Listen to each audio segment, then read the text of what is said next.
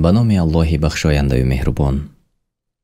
تماشابینان عزیز، امروز ما در مورد تفسیر قرآن کریم کمی با شما صحبت میکنیم و روزهای نزدیک انشاءالله ما و شما آیات های قرآن کریم را تفسیر خواهیم کرد و ما و شما از کتاب تفسیر ترجمه معنای روش میسر استفاده میکنیم.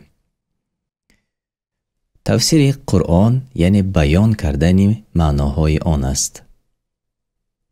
به درستی مقصد سخن فهمیده می شود و دلالت و دانستن معنای آن.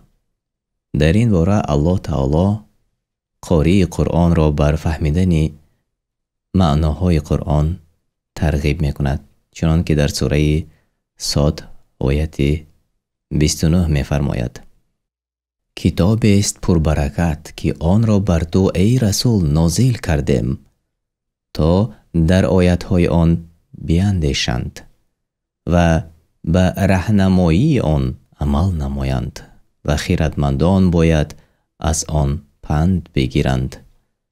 معنای اندیشه کردن یعنی به فهم آن رسیدن است. رسول الله صلی الله علیه و سلم برای صحابگان آنچه را که از معناهای قرآن برایشان مشکلی میکرد بیان میکردند، اما از سببی که قرآن کریم به زبان آنها نازل شده بود و از مفهوم لغت عربی باخبر بودند و بسیار سوال کردن احتیاج هم نداشتند. اما بسیار نیازمندی مردم به تفسیر معناهای قرآن در گذشت سالها پیدا شد و آیات‌هایی که پیامبر، صحابگان و تابعین معنی داد نمودند تفسیر معصور یعنی تفسیری که از پیامبر صلی الله علیه و سلم و صحابگان و تابعین روایت شده است نامیده می شود. و این نمود تفسیر بهترین و مهمترین نمود است، زیرا پیامبر، صحابگان و تابعین از زبان عربی خیلی خوب برخوردار بودند و همچنین قرآن در زمان آنها نازل شده بود. نوعهای تفسیر. علماهای تفسیر قرآن کریم به چند رویه جدا می شوند. یکی از آن تفسیرها معنای لغوی قرآن کریم را بیان می کند. دیگر احکام فقهی را بیان می کند.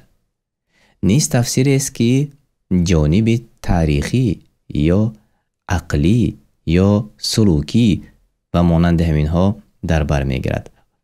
علمای تفسیر بناهن بر این روایه ها تفسیر را به دو قسم تقسیم نمودند. یکم تفسیری که از آثار گذشتگان نقل شده است، یعنی از رسول الله صلی الله علیه و سلم و صحابگان و تابعین.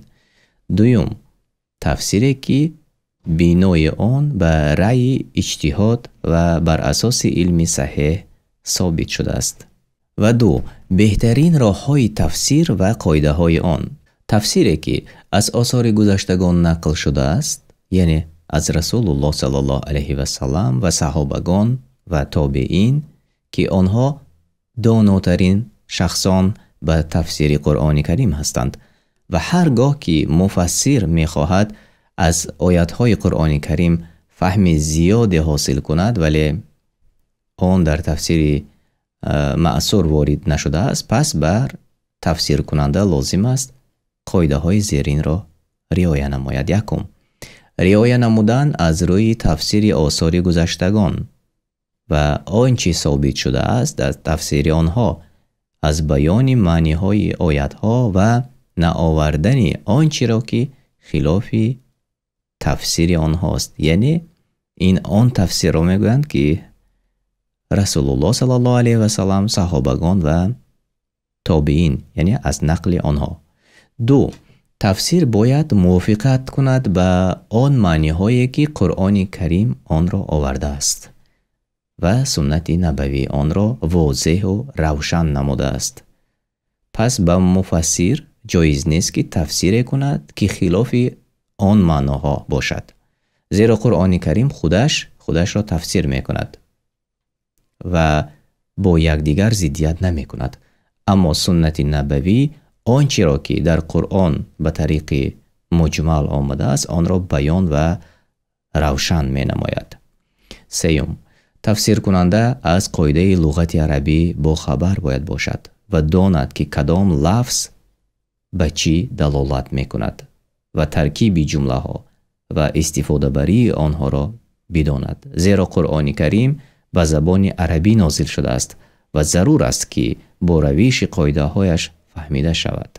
چهارم، تفسیر کننده آیات های متشابه مانند را به آیات های محکم یعنی استوار برگرداند. زیرا قرآن کریم خودش را تفسیر میکند، چنانکه که در بالا نیز گفتیم. بسیارتری آیات های قرآن کریم محکم یعنی استوار و معناهایش روشن است. بعضی از آن آیات ها متشابهات هستند، یعنی متشابهات چنانکه که ما گفتیم مانند هستند که معناهایشان بر بعض مخفی میماند. باید این آیات ها را به آیات های محکمات برگردانند، یعنی آیات های استوار که آن بر دلالت کردن فهم آن و روشن نمودن معناهایش کمک نماید. چنانکه الله تعالی در سوره آل عمران آیت 7 میفرماید: او ذات است که کتاب را بر تو نازل کرد و بعضی از آن آیات ها محکم هستند، استوار هستند که معنای آن واضح و روشن است و آنها اصل کتاب هستند و بعضی از آن متشابهات هستند، مانند هستند که احتمالاً معنای دیگر هم دارند و اما کسانی که در دلهایشان میل به سوی باطل است برای فتنه انگیزی و تأویل نادرست آن از پس متشابهات می روند، یعنی از پس مانندی ها می روند و تأویل آن را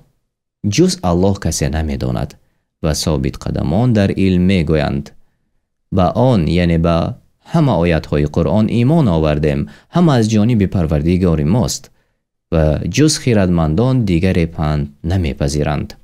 خب پنجم، قوت دادن سخنها با نظریه های علمی هنگام تفسیر آیات های کائناتی و داخل نمودن تفسیرهای علمی در تفسیر قرآن کریم تا به قرآن کریم آن معناهایی که مقصودی آن نیست نسبت داده نشود. و 6، تفسیر کننده باید از تأویل های بی اساسی که سخن الله را از معناهای اصلی شریعت مطهره و از روش قاعده های لغت عربی خارج می کند حذر نماید. برابر است این عمل به قصد تغییر دادن معنا یا ندانستن لغت عربی یا که به سبب نادرست فهمیدن معنا باشد. کلام الله از این گونه تأویل های نادرست پاک است. تماشابینان عزیز، اینجا برنامه امروزه ما به پایان می رسد و روزهای نزدیک انشاءالله ما آغاز می کنیم به خواندن معنای آیات های قرآن کریم. حتما ما را همراهی کنید، نوا را به دوستانتان فرستید و انتظار باشد برنامه دیگری ما را. السلام علیکم و رحمت الله و برکاته. می‌خواهید شبکه‌های ما را دستگیری کنید؟ می‌توانید از متخصصان کسبی شبکه حکمت گرافیکای ویدیویی درخواست کنید یا ترجمه متن‌ها از زبان‌های انگلیسی و روسی و عربی به تاجیکی، ثبت کسبی آواز و دوبلاژ نوارها. همچنین می‌توانید رکلام ایمیل و محصولات خود را در شبکه‌های ما جای دهید. برای معلومات مفصل به واتساپ و ایما نوشته کنید. دستگیری شما بهره بهبودی فعالیت ماست.